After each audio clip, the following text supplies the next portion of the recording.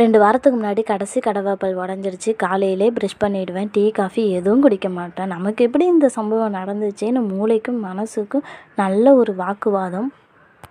நானுமே இதை கேர்லெஸ்ஸாக விட்டுட்டேன். ஒரு பிரச்சனை சின்னதாக இருக்கும்போதே அதை சால்வ் பண்ணிடலாம் இல்லையா? அதான் டென்டல் டாக்டர்கிட்ட வந்திருக்கேன்.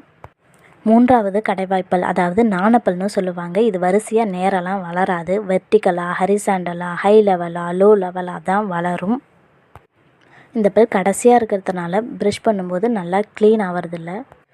ஸோ டாக்டர் கொடுத்த டிப்ஸ் என்னன்னா, சாப்பிட்டதுக்கப்புறம் நல்லா ஃபோர்ஸாக வாய் கொப்பளிச்சு துப்புங்க. ஒரு நாளைக்கு 2 தடவை ப்ரஷ் பண்ணுங்கள்.